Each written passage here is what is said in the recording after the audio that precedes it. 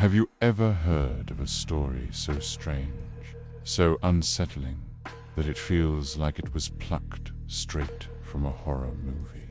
Well, today we're re-diving into a real-life mystery that has baffled historians and fascinated conspiracy theorists for over 400 years. This is the story of the lost colony of Roanoke. Our tale begins in the late 16th century, a time of bold exploration and ambition. England, under the rule of Queen Elizabeth I, was eager to establish a foothold in the New World, to rival the sprawling empire of Spain. Sir Walter Raleigh, a charismatic courtier and explorer, was granted a charter to colonize North America. His first two expeditions were fraught with challenges, but they laid the groundwork for what was meant to be a permanent settlement. In 1587, a group of over 100 English men, women, and children set sail for the Chesapeake Bay. They were led by Governor John White, an artist and map maker who had been on a previous voyage. However, due to a contentious dispute with their pilot, Simon Fernandez, they were not taken to their intended destination.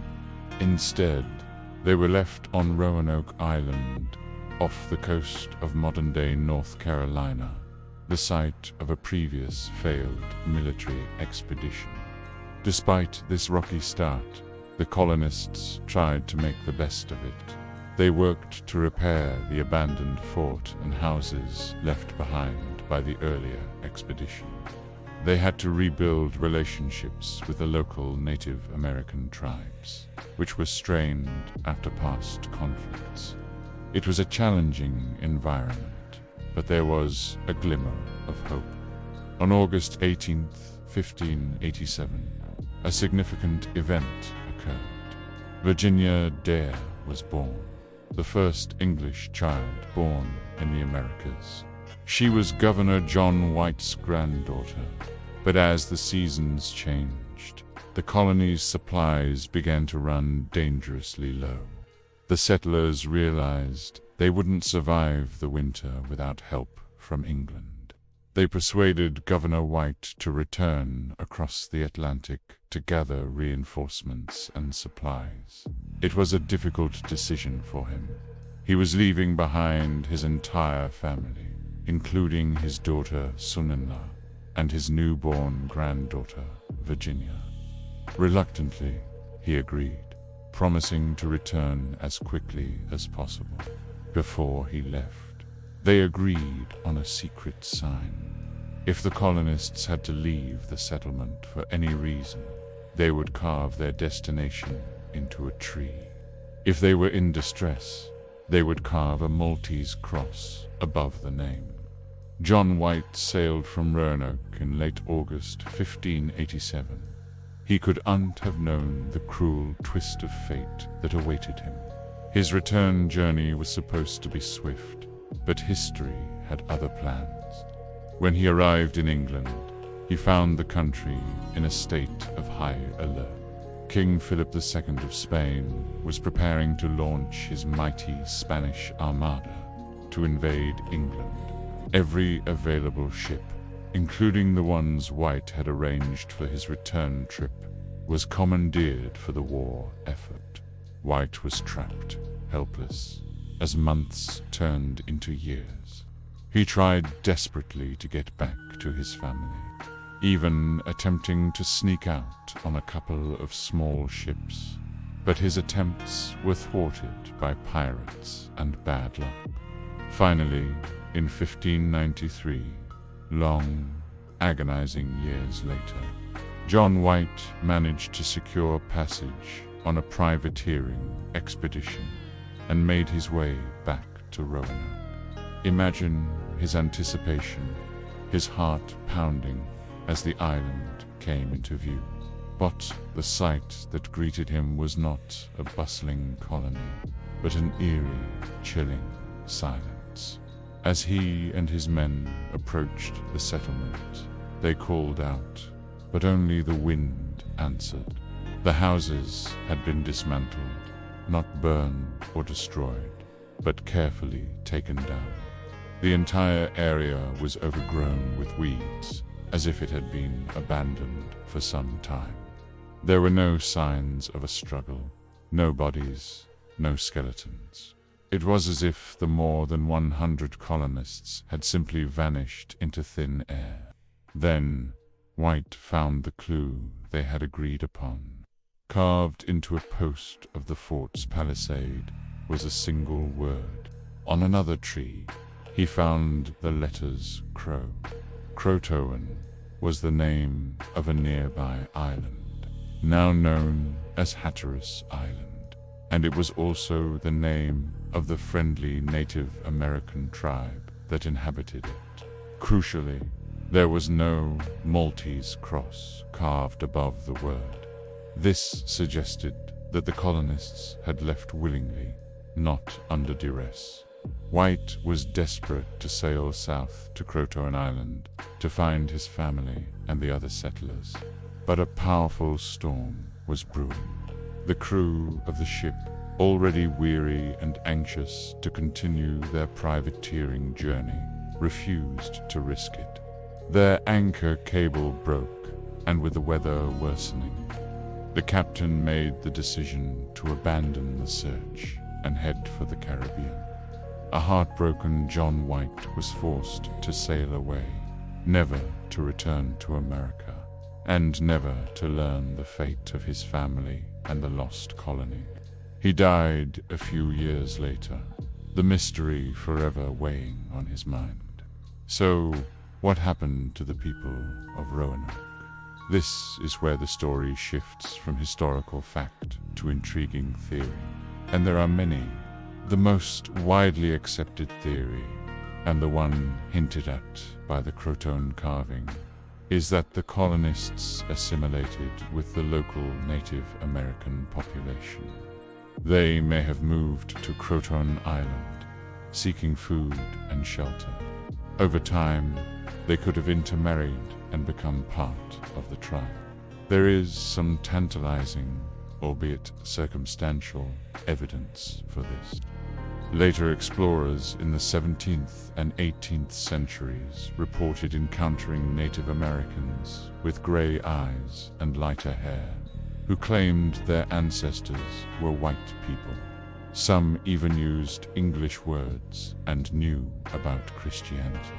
The Lumbee tribe of North Carolina, in particular, has a strong oral tradition that they are descended from the Roanoke settlers, a claim that continues to be a significant part of their cultural identity. Another theory suggests a less peaceful outcome. Perhaps the colonists' relationship with all the local tribes wasn't as stable as they thought.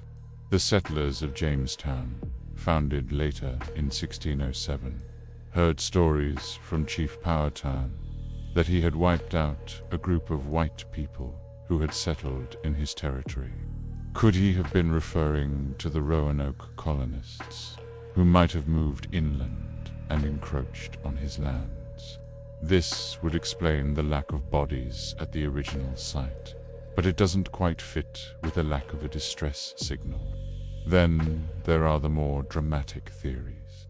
One posits that the Spanish, who saw the English colony as a threat to their own claims in the New World, found the settlement and either killed the colonists or took them captive. The Spanish did have a presence in Florida and were actively looking for the English settlement.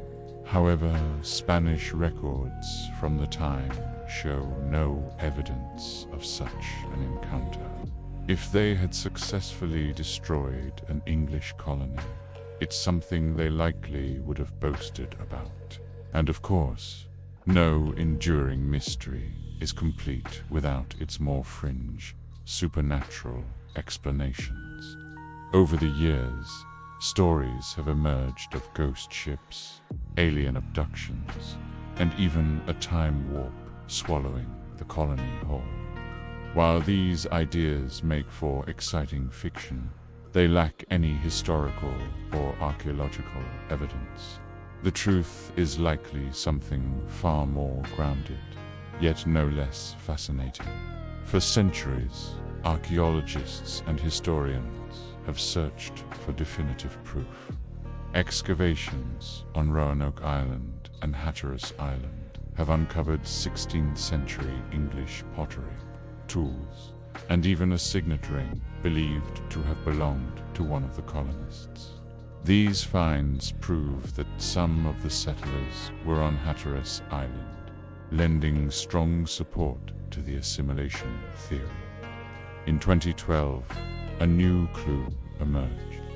Using X-ray spectroscopy on one of John White's maps, researchers discovered a hidden symbol of a fort, located about 50 miles inland from Roanoke. This suggests the colonists may have had a plan B to move to the mainland.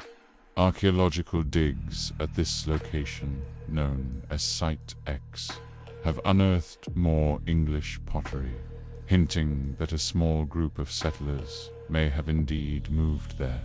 Perhaps the colony didn't just go to one place. Maybe they split up.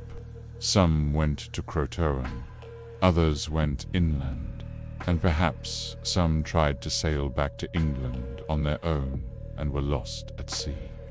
The dismantling of the houses could suggest a planned, organized departure rather than a panicked flight. The mystery of the lost colony of Roanoke endures because there is no single, simple answer. It's a complex puzzle with missing pieces. It's a story about hope, survival, and the immense challenges of starting a new life in an unknown land. The fate of those 117 men, women, and children, including the infant Virginia Dare, is a poignant reminder of the risks and sacrifices made by the earliest European settlers. What do you think happened?